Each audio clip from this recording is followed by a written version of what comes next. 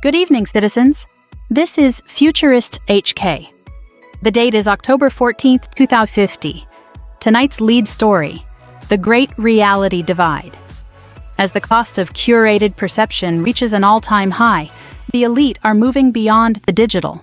In a world of endless feeds and filters, what does true luxury look like? It begins with a world tailored exclusively for you, a personal reality designed on demand, where your memories can rewrite the present and every view is a masterpiece. Control is seamless, effortless, invisible. Even motion is redefined. The ultimate luxury? Arriving before you even feel like you've left. A sanctuary of calm, even at the speed of light. And for the body, a return to nature's purest form. Luxury as an immersive sensory experience. Adventure, serenity, any experience instantly downloadable. Your mind expanded beyond its limits.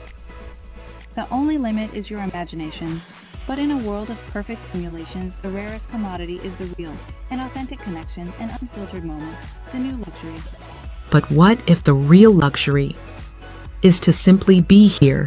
While the old elites hide in their curated realities, the rest of us are rediscovering what it means to live local. We've traded traffic jams for moving walkways and the freedom of flight. Getting around has never been so fun or so clean. This is the transport revolution we dreamed of. And our homes? They're now power generators, turning sunlight into energy for our new way of life. In this greenest of decades, sharing became the new owning. Even the drones are learning to share. From the first car-free morning in Central to the daily, well, today our homes don't just shelter us, they power us.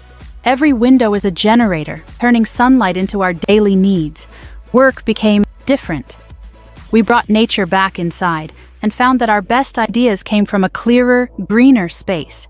We realized we didn't need to own everything to have everything. The shared economy of 2050 means less clutter and more life. When the sun went down, our nights got brighter. Entertainment that wasn't confined to a stage but floated all around us. This is Hong Kong left behind in the 2020s.